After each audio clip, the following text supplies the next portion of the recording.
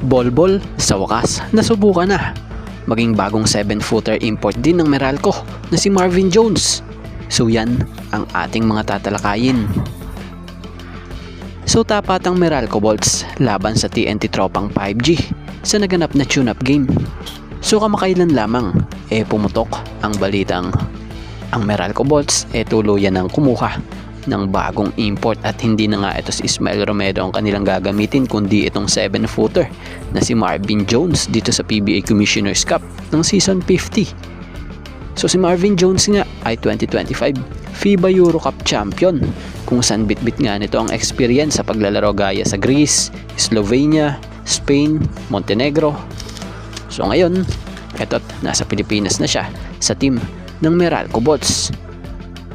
So sa kabila nga po, sa TNT Tropang 5G, marami namang excited na fans na makita sa laro ang isang former NBA player na si Bolbol, isang 7'3" big man player.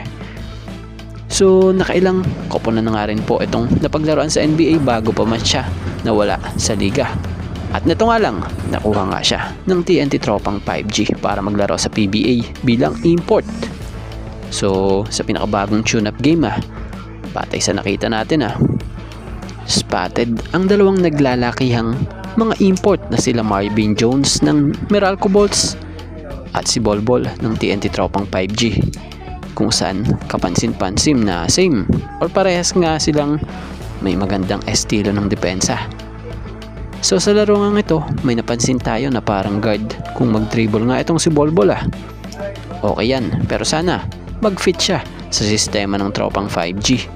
Bagamat may tira talaga itong si Bolbol pero sana wag ganito, yung kahit mahirap pinipilit niya. So sa import naman ng Meralco, may bidaw din siya at marunong gumamit ng katawan. So tingnan natin sa mismong regular game kung ano nga ba ang kanilang may pakikitang performance. So sa laro nga ito, batay sa naging update na nakita natin kay Sir Reynel Hognatan, credit po nagwagi nga po dito ang team ng Meralco Bolts kontra dito sa TNT Tropang 5G.